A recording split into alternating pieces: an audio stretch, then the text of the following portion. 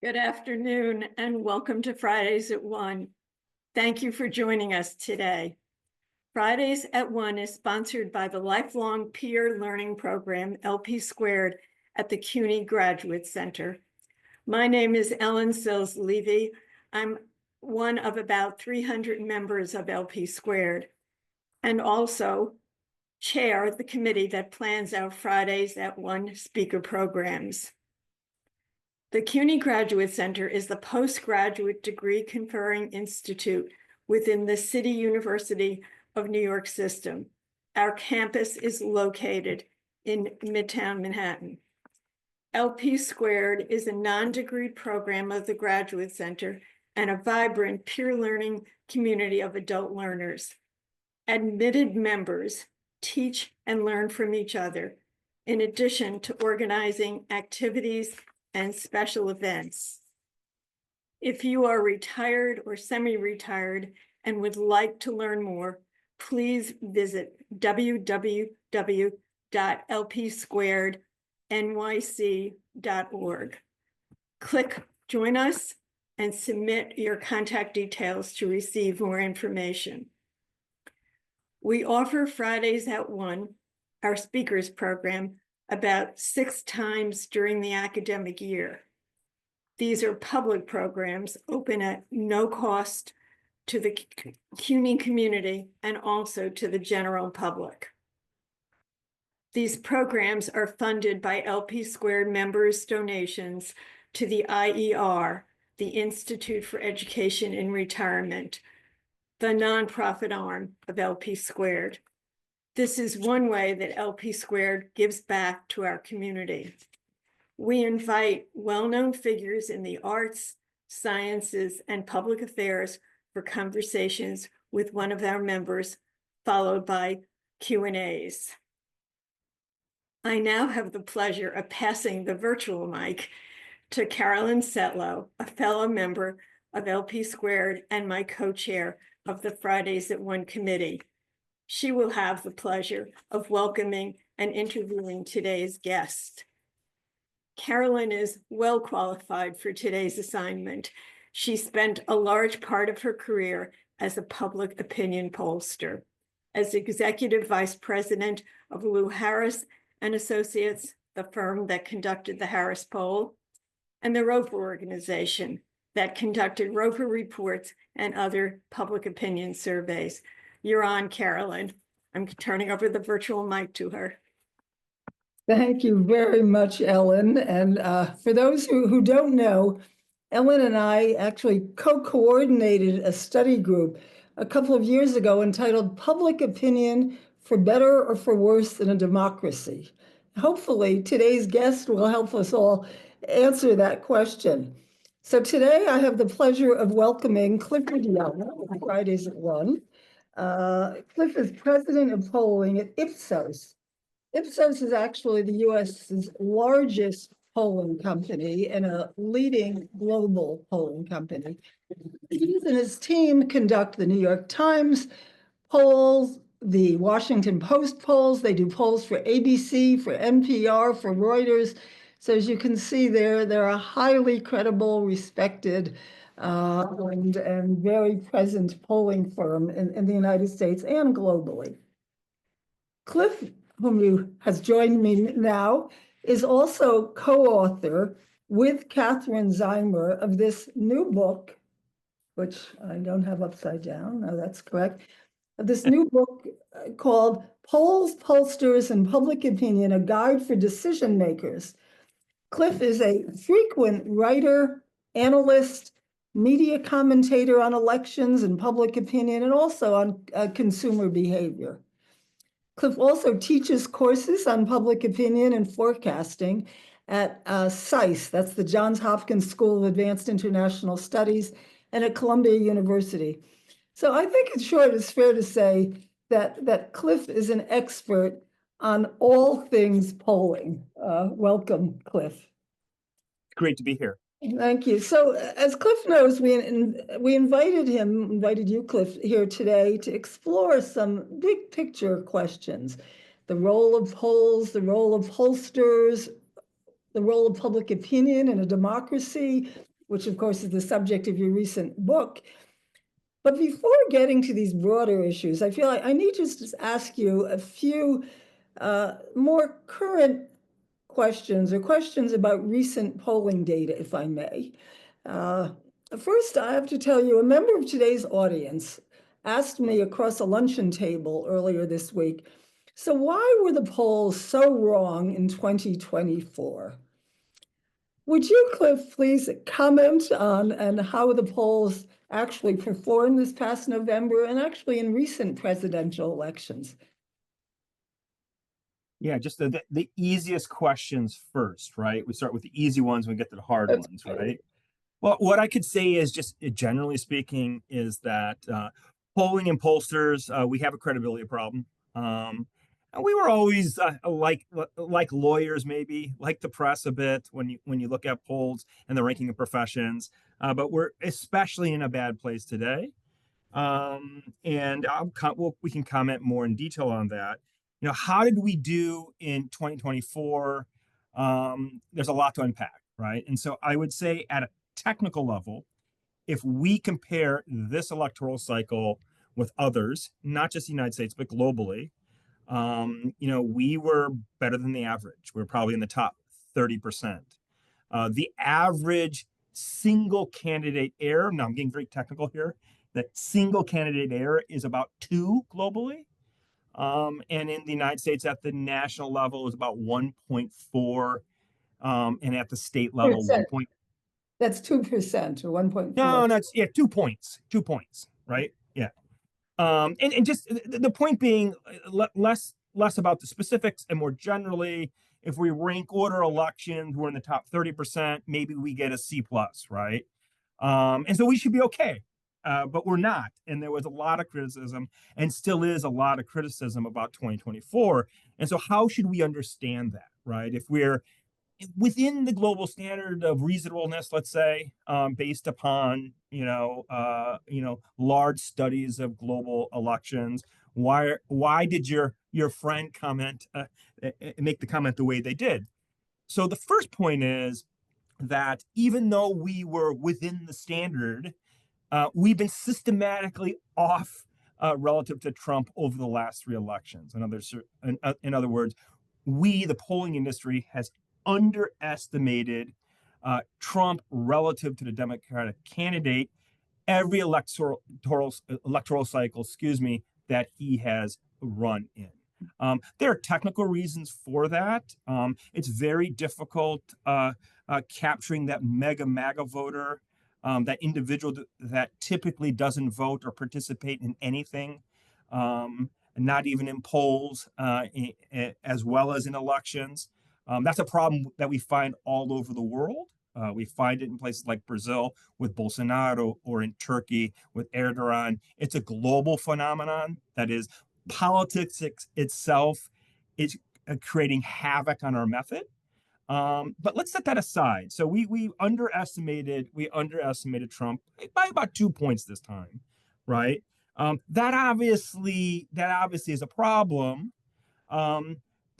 There's a perception ultimately that somehow we're cooking the books, right? And that ultimately the reason that we've underestimated Trump is because we lean the other way. And I make that point because I think it's an important point to reflect on, is that technical bias or error that I talked about, right? We're in the top 30%, is very different than perceived political bias. So I would say, first and foremost, a lot of criticism, especially from the right, this electoral cycle, once again, because we underestimated Trump. Now, you layer on that a generalized mistrust of everything today, a widespread belief that the system is broken. By the way, this is a phenomenon, once again, that's just not an American phenomenon, but it's a global phenomenon. It's one at Ipsos, which we are tracking. We just have a poll coming out of the field, an annual poll looking at populism globally. And that distrust is centered on the establishment. And so if we're perceived as being systematically biased one way, there's very little benefit of the doubt nowadays. ultimately to say, well, that those sorts of things happen. Technically speaking, they're okay, but maybe they're a little bit off. No, there's a belief that's in one way or another, the establishment and us pollsters are part of the establishment or are seen as such, are somehow cooking the books. And the last point I would make, and they kind of all go together, right? Humans in general typically see the past with absolute clarity. That I often say the clarity of gods. Everything is so clear. But when looking towards the future, things are fuzzy. And to defuzzify the future, all humans use totems, devices to make the future more sensible. Maybe back in the day, think of the ancient Greeks. They had their oracles, right? That would say things about the future. Today we have totems like the probability, like what's the likelihood of one candidate winning versus another. And those totems make the future seem like it's more certain than it actually is. So let me just kind of sum that up. In general, we did okay. We have places to improve. However, error was biased, technically speaking. Against we underestimated Trump. That bias in this distrustful world is considered political bias. We're cooking the books.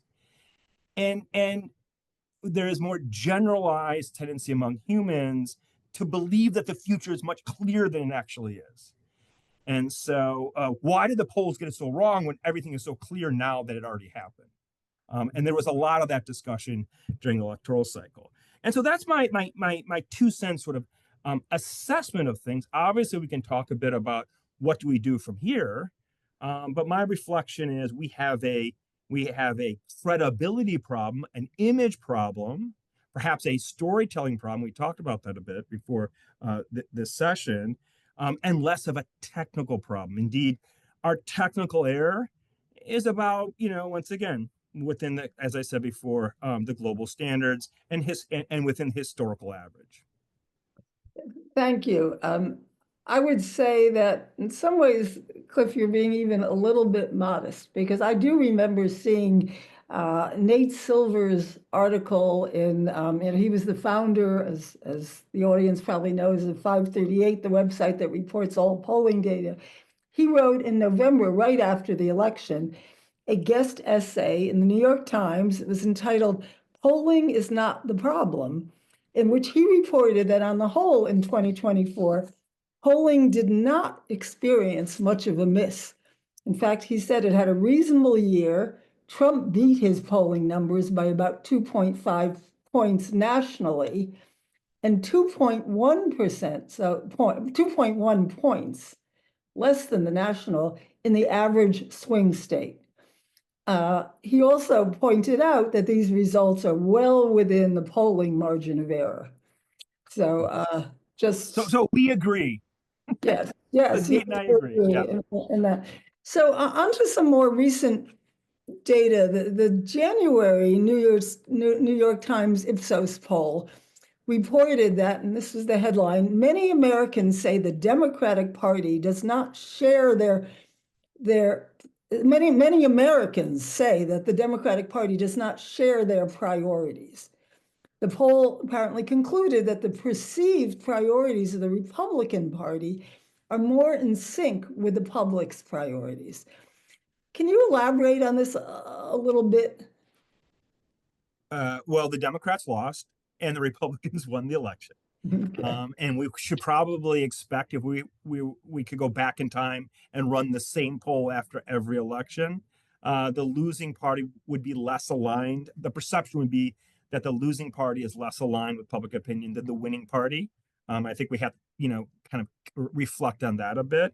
But what do we know specifically? We know the following: that the candidate that's strongest on the main issue, and this electoral cycle, it was cost of living and inflation, wins on average 85% of the time. Whether that be in the United States or around the world, it's a trend we see in general. You can kind of thinking about it qualitatively. Biden won on COVID. as an example, Trump lost on COVID. COVID was the number one issue. Biden was stronger on COVID. 2024, Trump was stronger on cost of living. Cost of living was the critical issue. This poll reflects the outcome of the election. The perception that Trump and the Republicans were aligned, especially on the most important issue of the day, much more so than the Democrats. And by the way, the Democrats in the Biden administration did a very poor job over the course of the last 2 years of the administration in being able to engage the general public on the issue of the economy. We can think of Bidenomics being a terrible branding exercise that just really frustrated people that couldn't make ends meet. So that's the first cut. And so at a very macro level, right? Trump won on cost of living. It makes total sense that Americans see the Republicans as more aligned with what they want, that is lower prices than the Democrats. But you also have cultural issues. And I think this is the interesting subtext of that poll and what we're seeing today. The Republicans have been let me step back a bit. Trump won in 2017, in my opinion, on a widespread grievance with the system, a grievance with America that was slipping out of people's fingers. And he just backed into it. He didn't win the popular vote. He won the Electoral College. Won on the back of nativism, which is an important belief system in the United States today. And many of us had the question mark, would he be able to win another election? Would he be able to get out of that grievous trap, right? Because the size of the grievance population segment is less than 50%, right? Is probably, we're talking a 30 to 35% of the population. And what happened, obviously, cost of living was the critical driver, but there was something else that's gone on with values. Republicans were able to take that grievance, which manifests itself as nativism in America first, and combine that, fuse that with more traditional libertarian orientations, right? Smaller government, fundamental fairness, rules of the game. Now this is not to say that we're seeing this necessarily today in terms of what's going on with the administration, but you had this fusing leading up to the election, coming out of it. And I say this for one specific reason. The Republicans have been able to flip the switch on the cultural issues. And so instead of saying we're against transgender individuals, transgender Americans, they say instead, it's not fair that a biological man competes against a biological woman in sports. Or it's not fair to have a DEI program that takes jobs away from individuals that should have it based on merit. Just simple examples of that. And that sort of framing of the issue, of the cultural issues, is much more palatable to the average American, right? And so I'm saying two things here. The most important variable, the most important driver was cost of living. Americans saw the Republicans as being more aligned on that than Democrats. That's why Trump won. However, you have another layer, sort of like the attitudinal infrastructure, let's call it, of the Republican Party, that they've been able to reframe the issue of the cultural war issues in a way that it's more digestible to the average American, to the average Midwesterner. I'm from the Midwest. I'm from Chicago originally. The average Illinoisan could kind of agree with that, right? And would be put off a bit by some of the nativist sort of rhetoric, the more extreme rhetoric there, but be okay on this more palatable issue of fundamental fairness.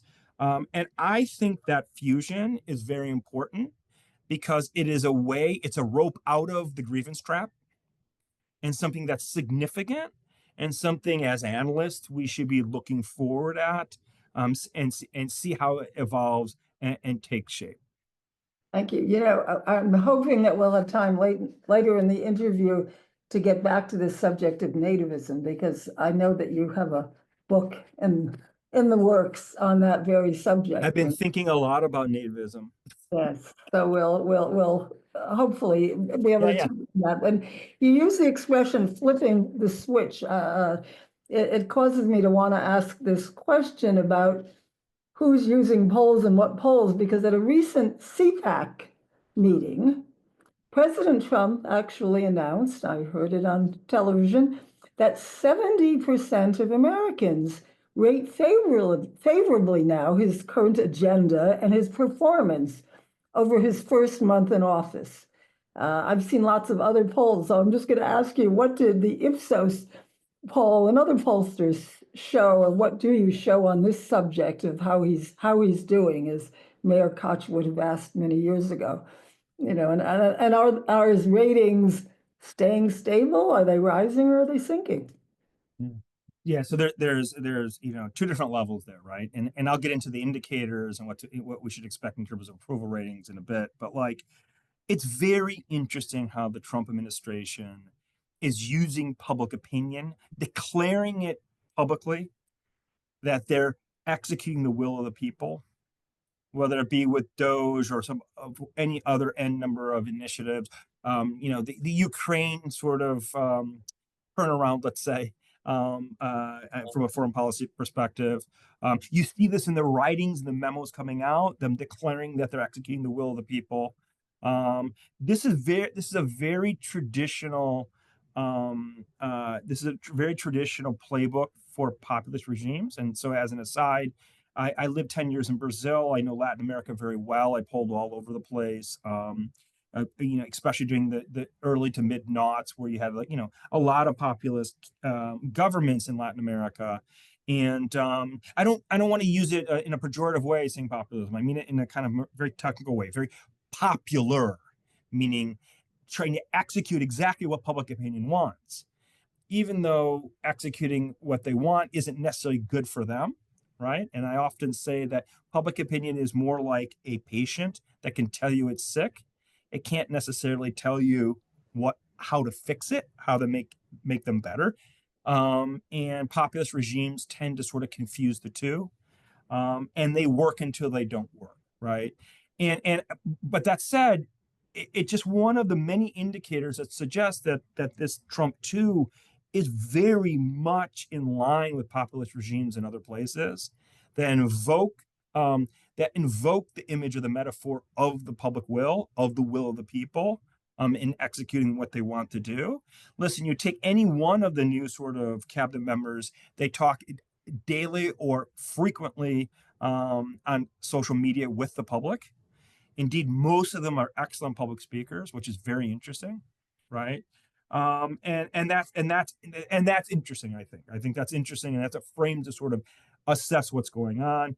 It doesn't surprise me at all that Trump is citing a public opinion showing that he's doing well. Now the question is he doing well? The first thing I would say is that Did he quote? Did he tell you whose polls he was quoting? I'm sure that it was our polls. So there we go. Now, I'm not quite sure which polls he used. I know Elon Musk at the same time tweeted a poll of ours on executive orders, and the number one ranked one was government efficiency. So, who knows which one it was, but most of the polls, whether it be Ipsos's polls or others, are kind of showing the same thing. And what I would say is two things. First, we're in the honeymoon period of any administration, so the approval ratings are high. It is only natural over time, as decisions are made and certain parts of the coalition are frustrated, that those polls come down.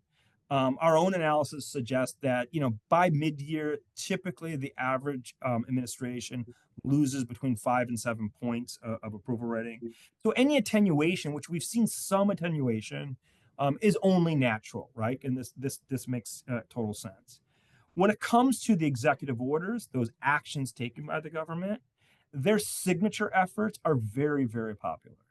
And so you take government efficiency as an example, very, very highly rated across the board. I mean, Democrats are much more critical, obviously, than Republicans, but you were talking 60% or more. When we're talking about mass deportations, more specifically of illegal immigrants who are also criminals, very, very high, right? These are like signature efforts. But there's nuance there. And I think we always have to understand there's nuance. There are many executive orders that are not popular at all. And so changing the name of the Gulf of Mexico to the Gulf of America, Americans don't like that. Americans don't want to take over Greenland or Panama. They don't like that either. Americans don't want to deport illegals, quote unquote, illegals that are children or have children. They don't want that. Only a plurality of Americans support that. And so, so the signature efforts have a lot of support. Many of the other ones have much weaker support, maybe only weak pluralities. And what we also know, and there's a more recent poll that has just come out that shows that while Americans might be in favor of much of what's going on with Doge as an example, they don't like how it's being executed. It's not being executed in an effective way, people think, or in a fair way.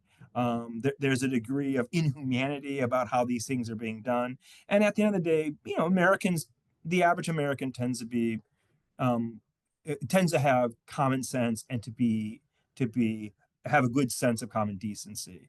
And so what I would say is overall, the administration is doing well. It is obvious they understand the 6 months timestamp. And so they're racing against the clock to get as much of this implemented as they can. Probably even if it breaks laws, because they can always sort that out later. But they're trying to get this in as fast as they can before they lose support with public opinion. That said, it's not a monolith, and there are weaknesses there, and there's gray areas. Sure. Well, in fact, on that point, as an old public opinion pollster, it's so much is in how the question is asked, because Trump says, yes, 70% approve of my programs. But that very week, I noticed that your own poll, the New York Times Ipsos poll, when they were rating how Trump was performing himself, you said you reported a 45% positive or favorable rating of Trump, although they liked the idea of so many of his programs. And in fact, that same week, the CNN poll had similar findings. So it's often comes down to, am I right, how the question is asked too, and what they are rating. Yeah, true. But also Trump is a less than universally like figure, right? He's very divisive. And by the way, 45% for him is pretty good. It's better than in 2017. The average is around 47 if you take all the polls, not just ours. But without a doubt, his measures, his policies, or many of them, or the signature ones, are more popular than he is. And like I said, it's a race against the clock.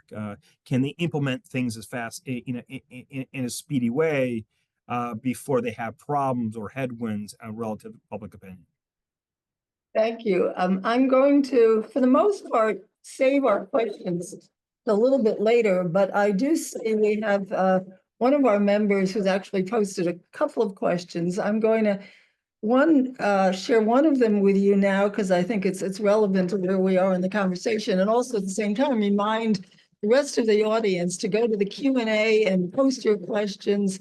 And then later, as we move along here, we'll have a chance to ask some of them. But Barbara Marwell was asked a couple of good questions. I'm just going to focus on her last one. She says, one component of the recent Trump victory was the strong support from young men. It's a political science truism, Barbara says, that the party of one's first vote is a good predictor of future votes. You comment on how strong you think the young male vote in the 2024 election is likely to fit this model. That's a wonderful question, and I think it should be concerning for Democrats that we have this rift now. By the way, this is just to kind of provide the context to people, what we're finding globally, not just the United States, but globally, especially in the West, that young men are trending more conservative and women more progressive. And there are whole host of other sort of indicators showing that women, when it comes to profession, obviously health, etc., are performing better, are trending more positively, men more negatively, especially when we look at the younger generation. I think that's concerning. I think that this electoral cycle, part of my point about the sort of fusion between America First and libertarianism happened in the, let's call it the brosphere, with the Joe Rogans of the world. If you listen to it, you can hear it. He's not quite conservative. He's more sort of, I would say middle America libertarian in orientation. He talks very openly, has open conversations, doesn't feel, let's say, the constraints of current sort of progressive America, or that many do, of the more educated men, let's say. There's an attraction there. And yeah, I think it should be concerning to the Democratic Party. I think it goes also to the point that the Democrats obviously strayed far from what the average American wants and needs. And we saw that. I, again, don't want to overstate it, because cost of living was the most important. But without a doubt, a lot of the cultural issues are well off diagonal when it comes to the average American. Now, going back to young men, I talked about this widespread belief that the system is broken, that parties and politicians no longer care about people like me, that the system is rigged against the average American. We need a strong leader, even if he or she needs to break the rules.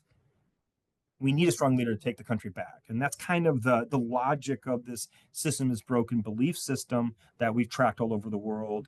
And it fits well within, I would say, the frame of these young men who feel in some way that the system is no longer fair for them. They can't get a leg up. The books are cooked against them. The odds are tilted away from them. And what's going to happen? I mean, when there's grievance and there's frustration, they find, in a democracy like ours, they find their voice in one way or another.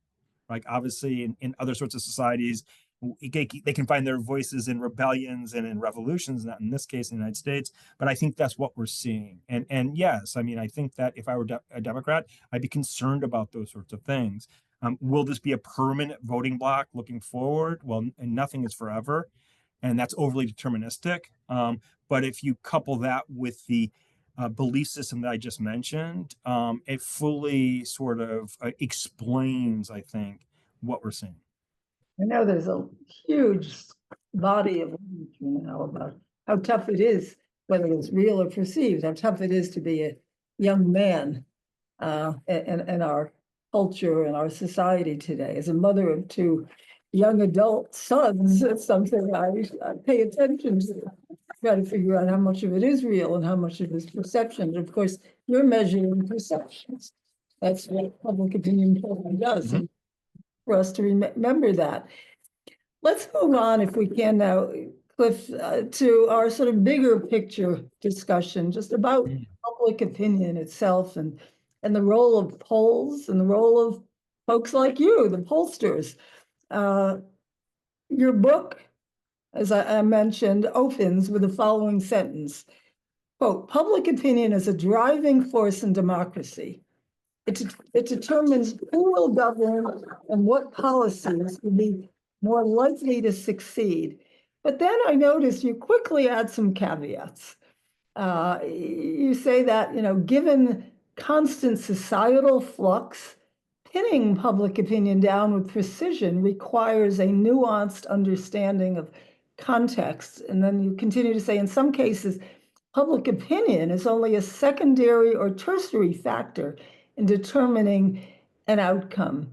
Help us understand a little bit better what you're referring to here. Some examples maybe of the nuances or these factors you're referring to and making. Yeah. And so, first and foremost, just to restate those first couple of sentences, I believe it's the most important stakeholder in the world today. It is the driver of outcomes, social political outcomes in the world, right? And we have enough evidence to suggest that obviously in democracies it is critical. but even in semi-democracies or authoritarian societies, public opinion exerts a huge influence on things. And I always kind of am reminded of Brazil, where I spent a lot of time. I know very well. Even the dictatorship there tracked public opinion because they had to have public opinion. That's where they derived their legitimacy from, ultimately. But my point was like a very kind of general, vague one, but I had something very specifically in mind when I talk about nailing it down. We often think of public opinion as basically point estimates, data points. So Trump is in the lead over Biden, or 70% of Americans ultimately say that Trump is doing, is in favor of Trump's sort of efforts, let's say executive orders for the sake of argument. But that doesn't allow us to understand what's going on. It doesn't, there's no meaning based upon those point estimates, really, unless we put it into context. And that context can be derived in a number of different ways. So one way I can do context is I can look at history, and I can say Trump is at 46% approval rating. Where was he in 2017? Oh, he was at 41. So he's doing better than at least his first administration. How is he doing relative to past presidents at that same point? Well, he's well below. It was like in the low 50s. Okay, so he's doing worse. But is he doing really worse because we're in a more polarized time? No. So that's context to understand that data point. Or when I talked about the system is broken, this kind of belief system is one of the belief systems that's shaping our world. We can understand better young men's plight and why they voted like they voted. Look at how I created context for us to understand that data point that we talked about. And so my point was that, but it was also a call to arms, saying, let's stop being digit heads. let's us pollsters. I'm really saying that. The numbers are important, obviously, but the storytelling and the context is critical for understanding things, for meaning. And when I think about clients, I think about decision makers. They don't make decisions based upon point estimates. They make decisions on understanding what's happening. And the only way to do that is to provide context. So that's sort of, in a general sense, what I meant. Now, when I said like a secondary or tertiary factor, what I'm saying is anytime we look at the future, no one method is superior over another method necessarily, right? Obviously, we have to have some sort of track record with different methods in terms of predicting the future. But public opinion or polling, or the horse race poll, is just but one input we should use when evaluating what might happen, right? And it was a call to arms for pollsters, once again, and analysts, to be triangulators and to use to look at patterns rather than talk about the likelihood of something happening, likelihood of Trump winning. You're better off looking at, of the 7 indicators that are correlated with outcomes, how many are in Trump's favor?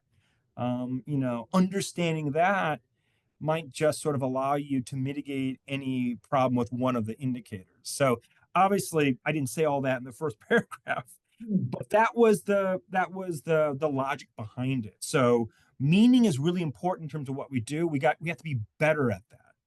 And when we talk about the future, let's be humble. Let's not obfuscate it by talking about probabilities, and let's lay the evidence out. By the way, we should have a lot of evidence, put it out in front of us so we can see the pattern, so that we can ultimately come to some sort of summary judgment with what might happen.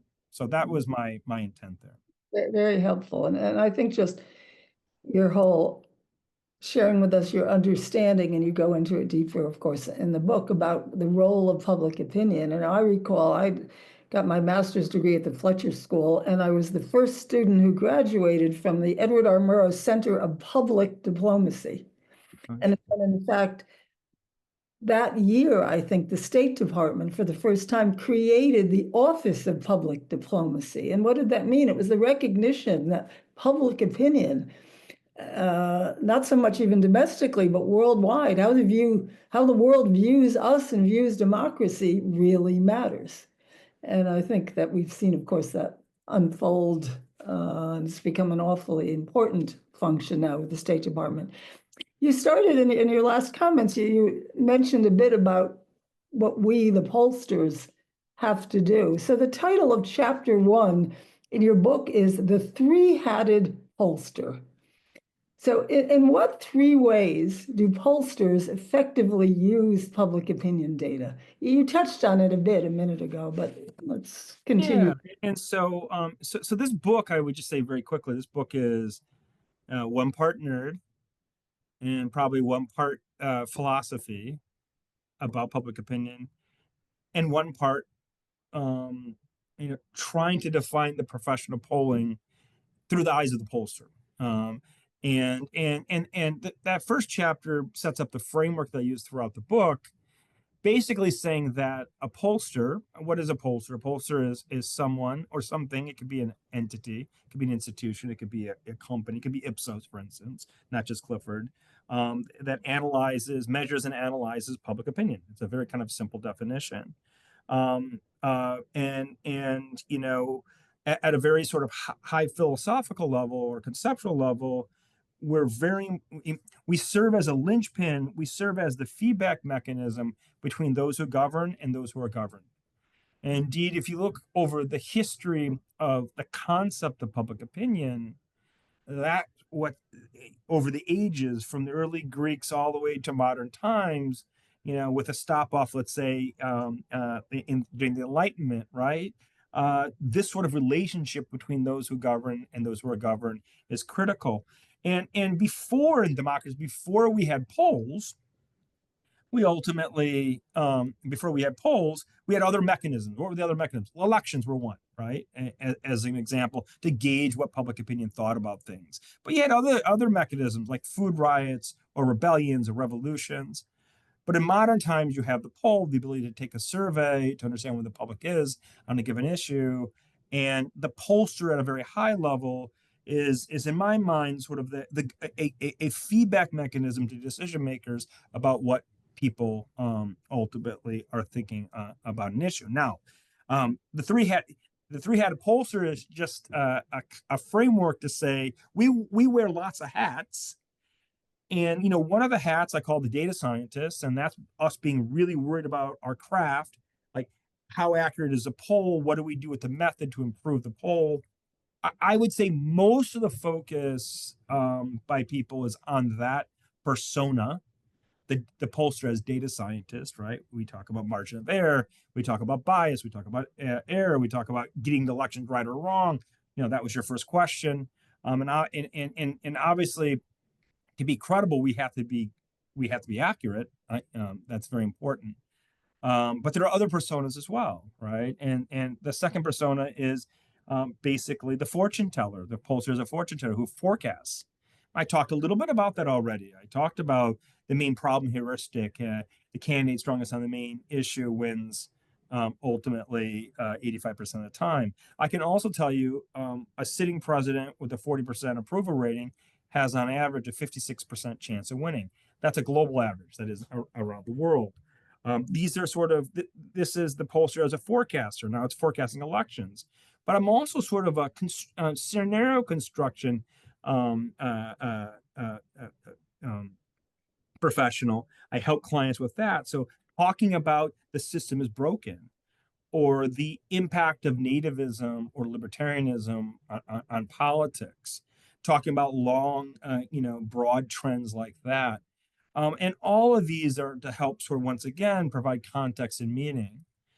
And so that's the persona of the fortune teller. And the last one is the spin doctor. And that's the persona of the pollster that helps decision makers engage public opinion. Come up with that message that is optimally sticky, that you can convince people of things.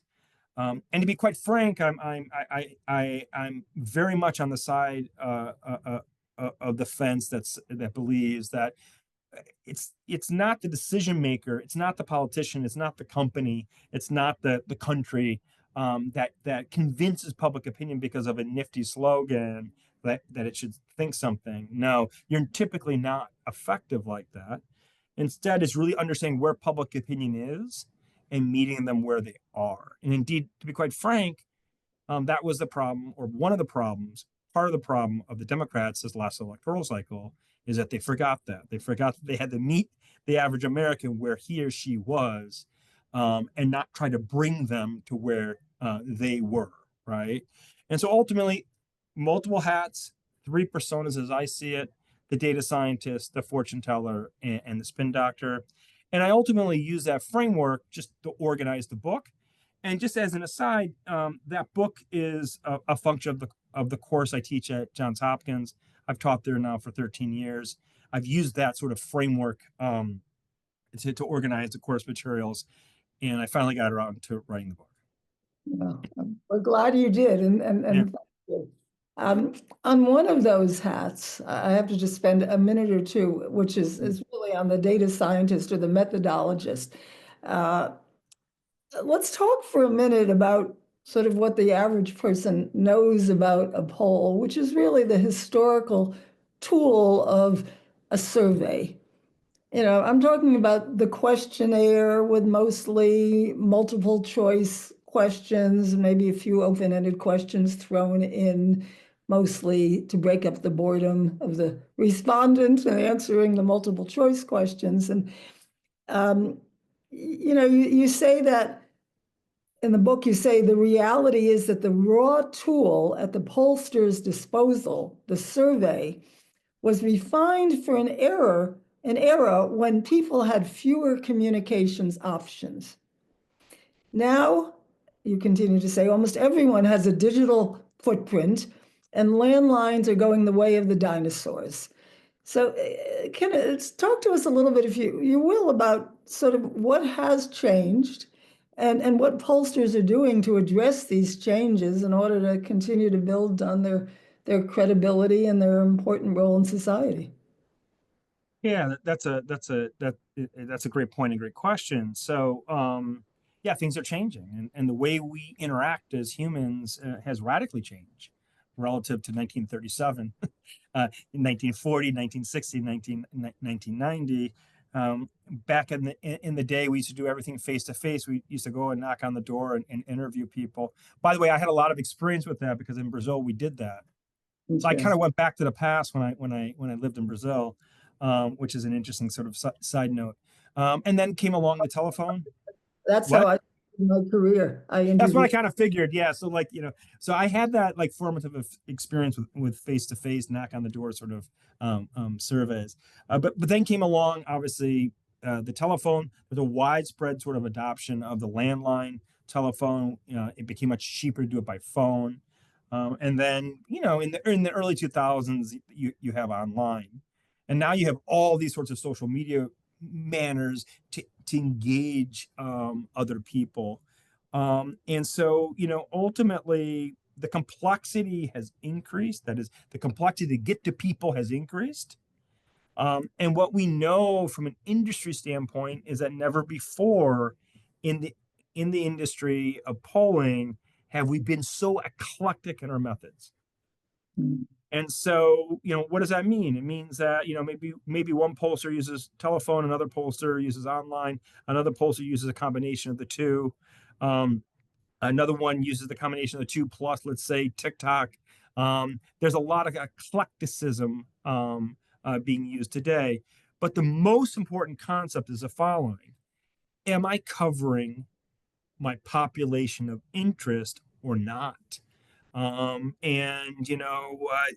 there are different solutions that are very effective at answering that question, meeting that challenge. But I would say we're in an age now that there's going to be no one method that is superior over another. There'll be a lot of, just as I said before, eclecticism.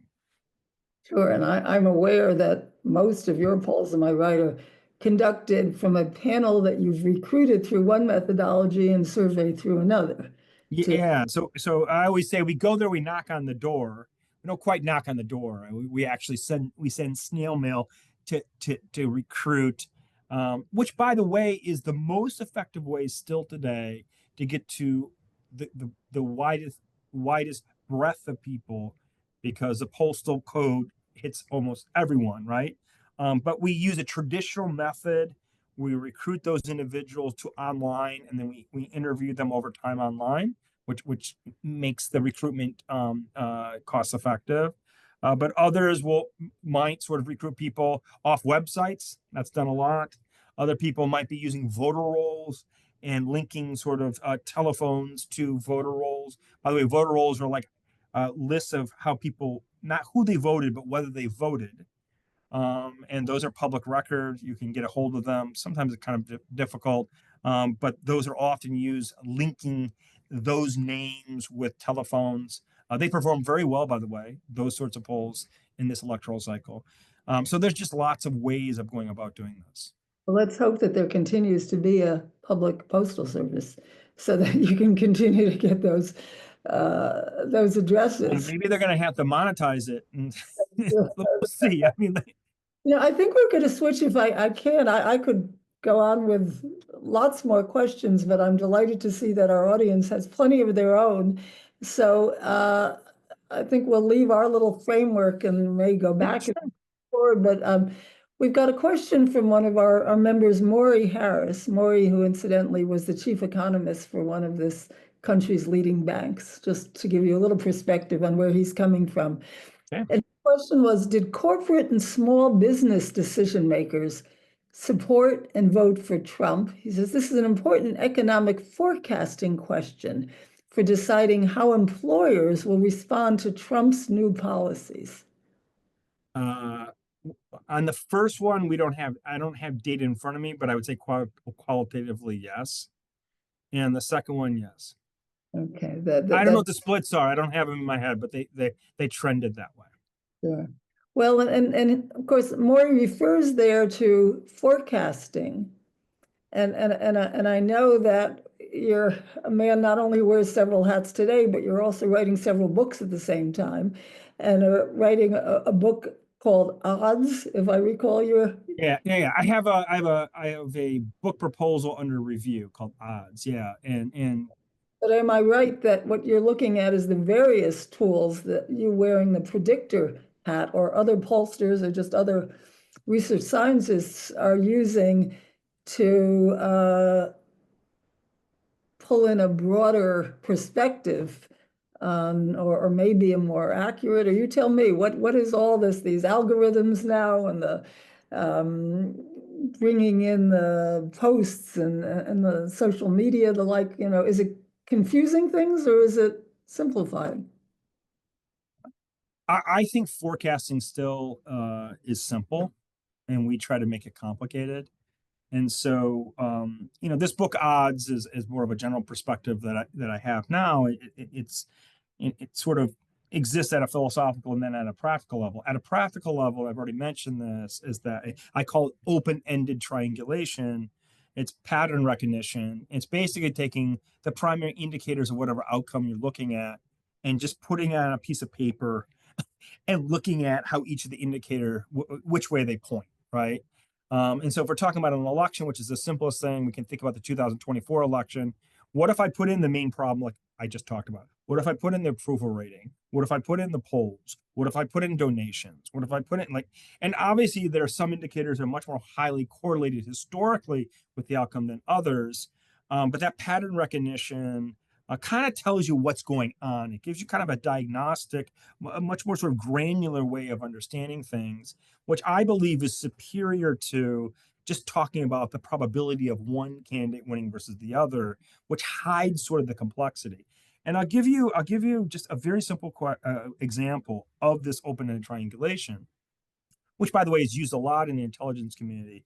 And this Odds will be with a colleague of mine that came out of the intelligence community. So we'll be using lots of case studies from different sorts of areas. But we taught a class together at Columbia last semester. And we had the students, who, by the way, tended to lean a little bit progressive, lay out all the key indicators into a table and have them assess who was going to win. And it was very clear that it leaned strongly it leaned strongly to Trump, right? And that was very different than taking just sort of just that very different than just taking a very simple likelihood or talking about a probability. You sort of you saran wrap that, or you wrap that sort of that complexity into kind of, as I said before, a simple totem. So from a practical standpoint, open-ended triangulation is just using multiple indicators, looking at them, laying them out, seeing the pattern, and then coming to a summary judgment about what might happen, right? At a philosophical level, it's really, us being humble about the future, that we don't know what's going to happen in the future because it's in the future, right? And that some of the devices we use to say things about the future, like a probability, might need to be questioned a bit, right? And so it's about epistemological humility, if I want to be like very, very specific. And this is an area that's always interested me. Uncertainty writ large has always been an area that's interests me. I have that bit in this book, the book that you cited, and this odds will be really focused on those issues, both practical and philosophical. Well, interesting issues. There's a question here, and again, I'm going to remind my audience and invite you to put questions in the Q&A. We've got a question from one of our members, Jeff Siegel. Jeff, I will mention to you, has coordinated a couple of terrific study groups that I've taken. One was on the radical right. So this is clearly, he's steeped in this area of understanding voters today. And he's in fact coordinating one right now on, the title is Our Democracy Worth Saving? Which really is historically looking back at, what we mean by democracy. And I think his question comes out of that. He says, you seem to suggest that most people who are polled have common sense and common decency. Are you seeing any rise of extremist views, such as Christian nationalism and QAnon, replacing common sense and common decency? That's a great question. And I would say both things can exist at the same time, right? And I think the average American that lives in, central Illinois, might lean a little bit conservative relative to someone in an urban area, but there's a sense of common decency and fundamental fairness. And the polling suggests that.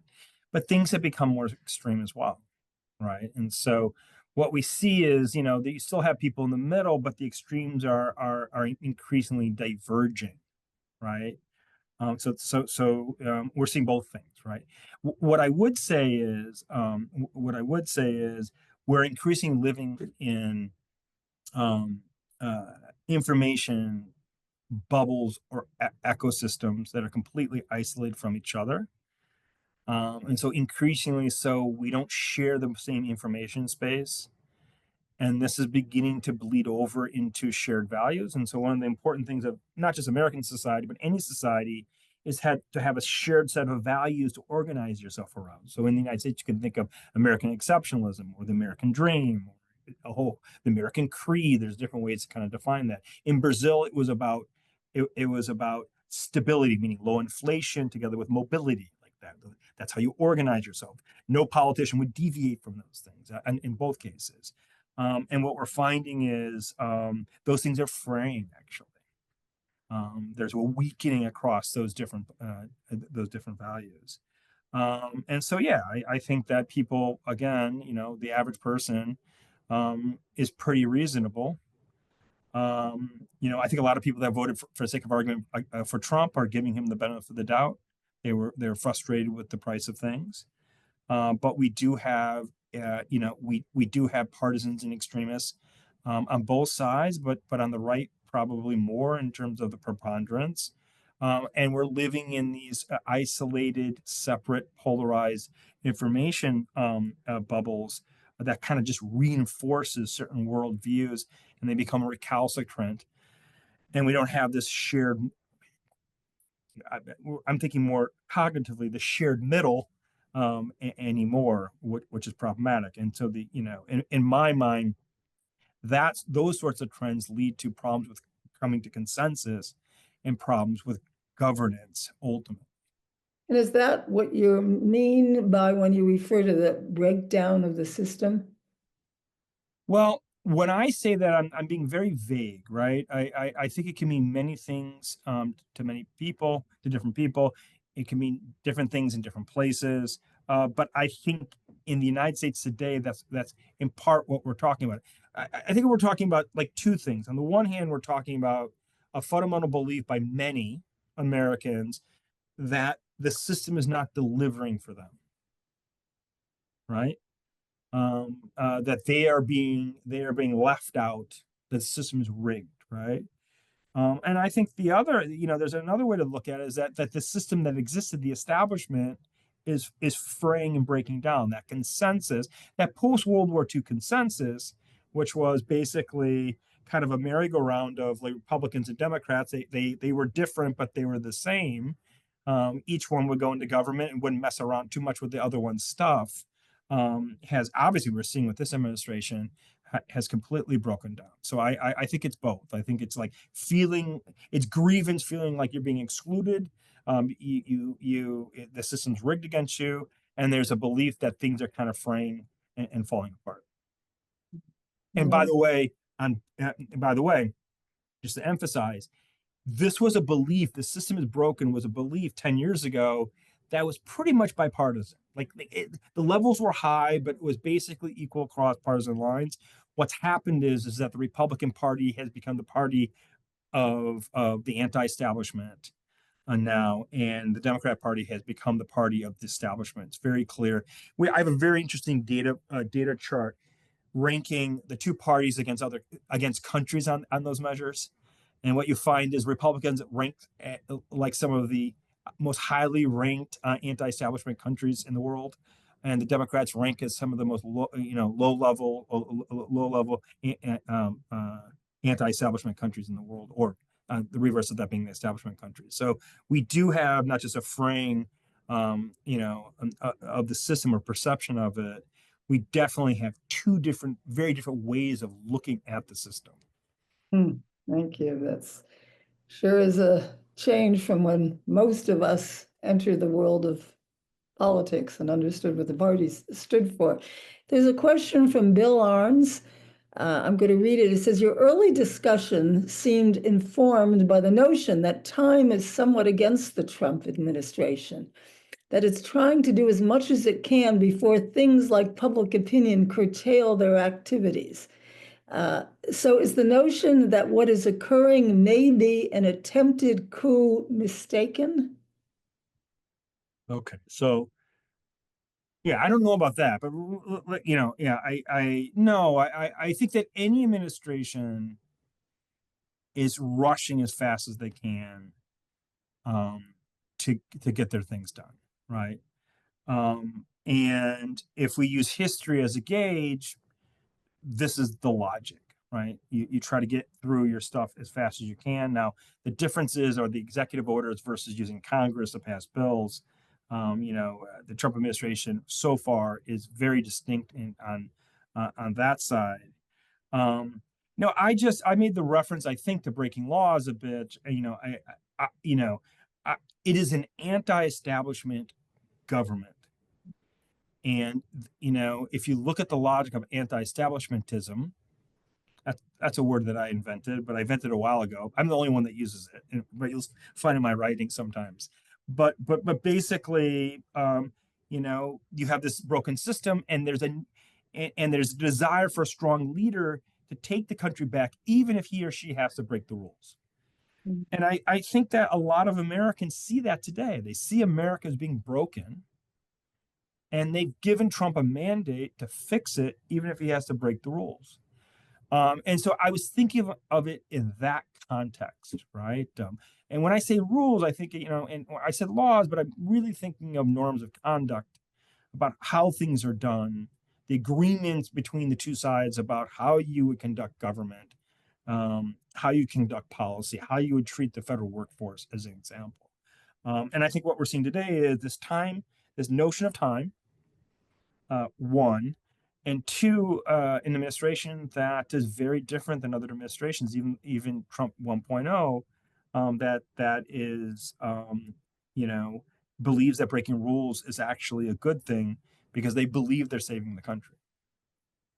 You know, I've been listening to people talk about, I guess, what's referred to as the madman theory that I guess Trump has embraced. And this is a theory of government that apparently is, goes way back to looking at Machiavelli and how he behaved in his context, that you can break the rules. In fact, you should break the rules and keep people on their toes and be unpredictable so that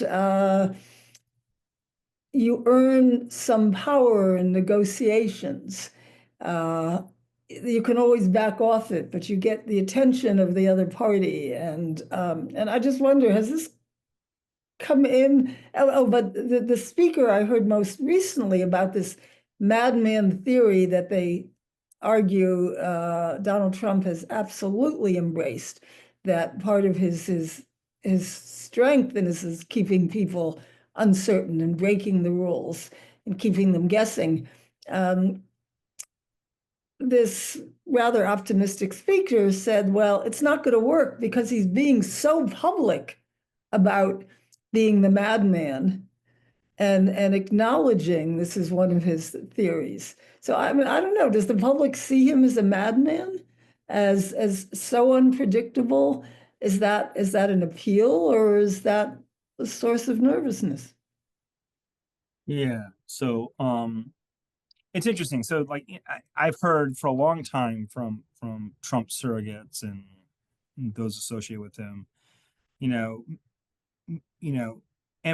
make this explanation, right? That this is how he negotiates, keeps everyone off kilter. I always thought it was a post hoc explanation for behaviors that happened in the past. But what I can say is, but I don't know so much about negotiation. But what I can say is, the authenticity in this anti-establishment world is really important. And because because the leader who is authentic, there's a lack of trust in the establishment. The sense is that the establishment has screwed them, right? And so being authentic is important. It's a way to garner support and credibility and trust, right? And I think most would say, I mean, both sides, that Trump is pretty much straightforward. I mean, like, he kind of wears it on his sleeves, right? And that has resonance. By the way, with the right, and more specifically with the anti-establishment right. By the way, this characteristic of authenticity is important across the world for Trump types of figures, right? And so, whether it's a good negotiating, tactic, I don't know. I mean, if I had the United States of America behind me and I was negotiating in the voice of the United States of America, I'd probably, if I was shameless and didn't believe in any rules, I'd probably get a lot out of that, right? I'd be able to extract a lot. So whether that's Trump or actually the weight of the United States, let's set that aside. I don't know much about negotiation, but what I can say is his behavior is seen as authentic, and that's very important in this context. So he's authentically mad, theoretically, certainly unpredictable, if that's what mad or crazy. I think people, we did focus groups. People would rather have a Mad Hatter than someone perceived like Biden that was just checked out. So interesting. Well, we've got a question from Susan Belkin. She says, has there been any polling on the role of misinformation on the results of the last election? Yeah, so misinformation. So any polling, so misinformation is difficult to define, right? What one person's misinformation is another person's facts, and I'm not making a value judgment about what's real and what's not. What we do find is that the controlling for everything, the right tends to believe more conspiracy theories than the left. By the way, that's everywhere. That's just not here in the United States. It's kind of it might have been reversed 100 years ago, but today that's the case. Um, but what I could ultimately say is, if you look at the indicators that predicted Trump, we had high inflation, cost of living as a number one issue, approval ratings in Biden below 40, Biden not running, that is, the incumbent not running, a successor running. These are all indicators that suggest that the opposition or the party out of power was going to win. And so what I would say is that the outcomes themselves weren't a function of misinformation. The outcomes themselves were a function of people's perception of the reality on the ground, and that's our experience in the United States historically and also globally. Now that said, we do have these information ecosystems that are very distinct, as I said before, and I think that they played more of a role in after the election in defining the narrative of the election. So the election, if you look on the right, the election is no longer solely about the cost of living, though that's all you talked about leading up to it. No, it was about sort of common sense policies, that is, trans and DI as an example, anti-trans and DI as an example, more libertarian perspective of reducing the size of government. Look what's happening with Doge. That stuff was sort of talked about on the edges. It was part of America 2025, but ultimately it wasn't part of the election narrative as strongly. It didn't have greater weight because what was really important was cost of living. So the point being is the ecosystems themselves were really important in reframing what that meant and actually providing a greater meaning to the Trump administration, especially with his base, than existed before. But I don't believe that the misinformation in and of itself had any sort of impact on the outcomes. Well, wouldn't some argue that, and this is a question that Susan Belkin has just posted again. She said, wouldn't you say that high inflation was misinformation? I did dozens of focus groups talking to people. No, I wouldn't say that. I think that I think that that's how we like to think about that. By the way, we have to remember that inflation's a negative tax. And I don't want to generalize on who's here on this call, but we probably all of us or most of us have enough disposable income where we don't worry about the price of eggs. But the average person does. And we did focus groups, and that's all people talked about. And they didn't talk about it abstractly. They talked about, listen, 2 years ago, I had $75 at the end of the month that I could put away in my savings. Now I have negative 30. I actually, my credit card's debt's going up. I basically don't pay all my bills at the end of the month. I always kick one off to the next month. And so, there was real suffering there. That said, it was amplified by these information bubbles or the right, it's an information bubble. But the reality was there. And I would make the argument that the sort of point that was made here was made by the Democrats, made by the Biden administration, and it pissed people off, right? And we did a focus group that showed that they mentioned Democrats saying that this was all sort of imaginary, and then they go, well, look at what I had. I used to have, like I said before, I used to have $75 in a month. Now I only have negative 30. And so no, I don't think that.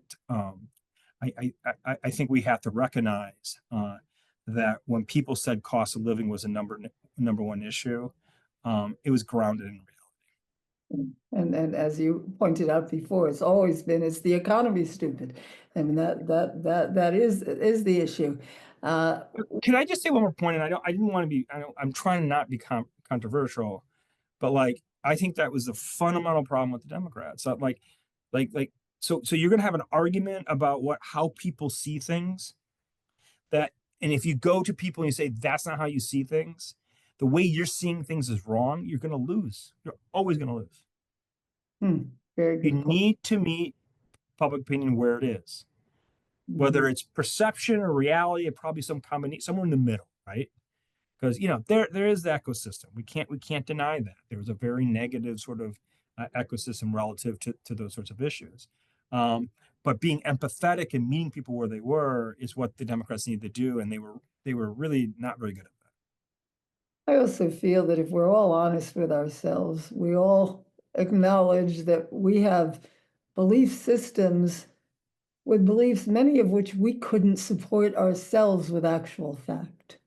They're perceptions that we've lived with for a very long time. So we're all a little bit guilty of this, but that's of course a whole. Yeah, at the end of the day, I always say as a pollster, if I only had one question on my poll, one, and this for the United States or any country in the world, it will be the main problems question. So what are the principal problems? Because it's correlated with everything. And people were saying cost of living, cost of living, cost of living. And we have to take it at face value. You put the qualitative layer in focus groups of people like suffering, seeing them, and it was a real thing. Good point.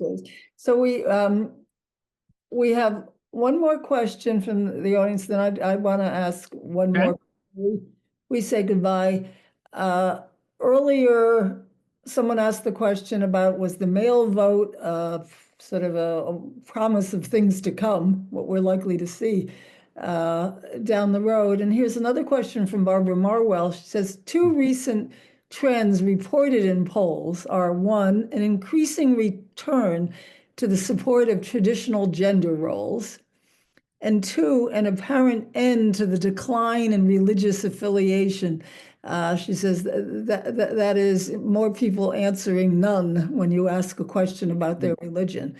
And do you see this as a solid trend, or, she asks, as an ephemeral result of Trump and the MAGA crowd? Yeah, those are great questions. Yeah, I think that the second one on the religion just came out. Was it just like I just saw something? I didn't have a chance to read it. I think it was yesterday or today. I'm not quite sure. I think the following. I think that we always over-rotate after an election, and we misattribute a trend to just a momentary sort of blip, And to be quite frank, we don't know. We don't know if like what we're seeing is actually the cost of living that kind of tweak things in a certain way. People were pissed off and like basically took it out on the Biden administration, Harris, or we're actually have long-term trends that suggestive of, let's say, a refurbished or a reformulated, coalition on the right. I think there's elements there. I pointed that out at the beginning. I think you have this nationalism, American first, kind of fused with libertarianism, and it's something to watch out for. But I don't think we know enough about, what this election actually means, and we have to be careful.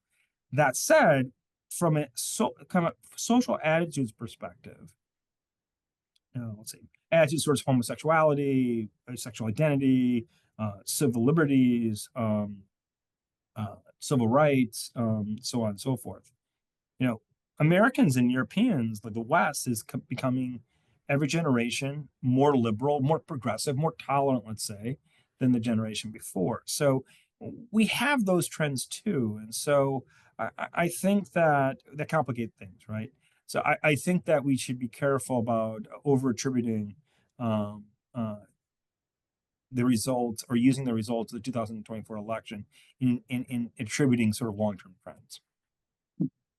Well, that leads me to, I did get just one more question that I'm going to address from Yanis, and if I mispronounce your last name, excuse me, it's Siligakis.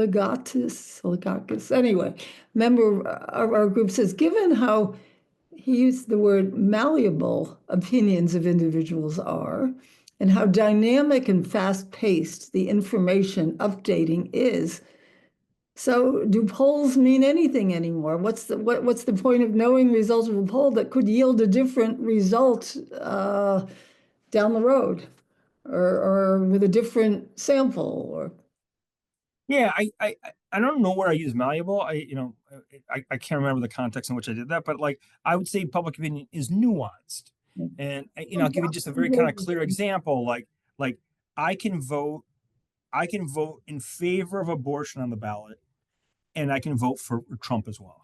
I can do that. Like like Americans could do that. They can those two things can live in their head. They're nuanced. They can give arguments for both. And I think we're not monoliths. And I think that's an ultimately important to say.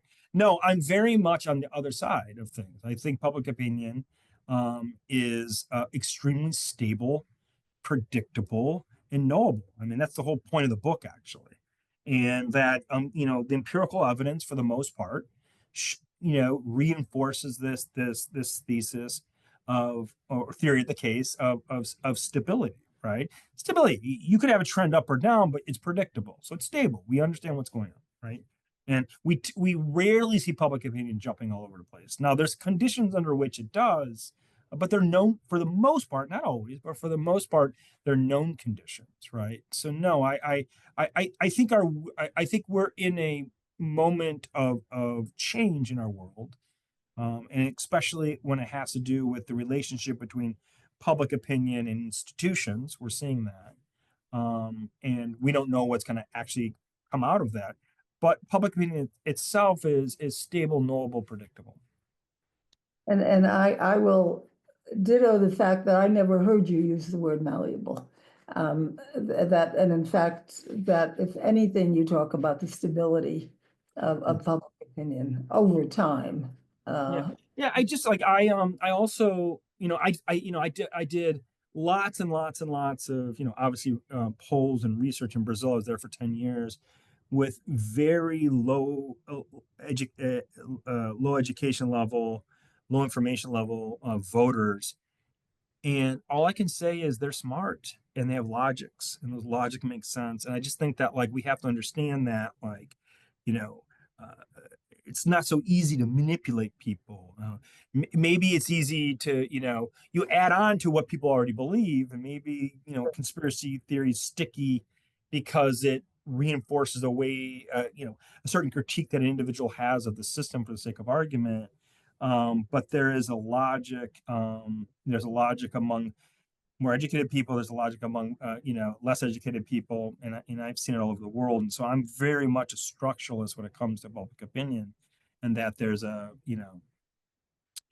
that's why it's the most important stakeholder in the world, because not only in today's world, not only because it influences things, but because it's so knowable as a phenomenon. So is it fair to say that public opinion is informed more by personal life experience than it is by perhaps what we're reading day to day or hearing in our echo chamber from day to Yeah, day? 80-20. Yeah. That's why most people don't care what's going on in DC today. Yeah, that's Yeah, they'll care if it affects them in a little bit. So but they're policy agnostic, and they don't pay attention when they don't need to, because they have to worry about all the real things that happen day to day. yeah. So in our last minute together, can you just give us a little peek at what your major themes are when you talk about nativism nation? My understanding of nativism certainly relates to the restrictions on immigration, our feeling that the original white Christian Americans are the legitimate Americans, et cetera. I mean, is that the direction you're going in? Yeah, so I have a book coming out in September. I'm actually turning in the final manuscript in a couple of weeks. They already have the front of the book published. For whatever reason they do that, but it's called Nativist Nation. And nativism, as I define it, or my author and I define it, is a predisposition to favor native born over foreign born, very simply. We take a value neutral stance on it because it's not necessarily bad. A nation has a right to close its borders if it wants to. I mean, let's say from a value neutral standpoint, right? But there are sort of more negative, nefarious things associated with it, which we find in the book. But I'll talk about it in a bit. But so that's the first point. The second point is our argument is it's always been with us.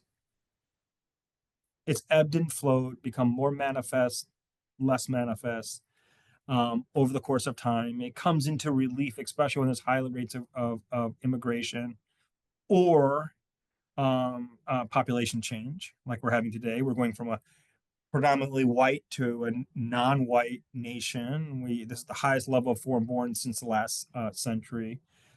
And And that belief system is, in our opinion, we make the argument, is the most important political determinant in America and the world today. Hmm. Yeah.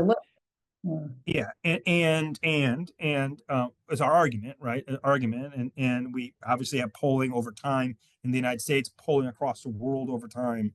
We poll in something like 35 countries, and we show that it's a stable, reliable, from a measurement standpoint, valid concept around the world. So it's a universal concept. It has associations in the United States with racial resentment. We can think of it a bit, but but it's correlated. It's not the same thing, and it ultimately cuts to the heart of national identity, whether it be in the United States or around the world. It goes to sort of the central debate, which is, in my mind, the debate today, the implicit debate, like who um, who belongs to Club America and who doesn't. Nativists, what? I could end on that question, and you'll keep us Hmm. curious enough to hopefully invite you back, Cliff, and Yeah. for us to read your book. We're running out of time. And I just I want to thank all of our audience for coming today. And of course, a special thanks to you, Clifford Young, president of Ipsos, for joining us. I hope you all agree that this was the most stimulating conversation. On our next Friday at 1 program will be on Friday, March 28th.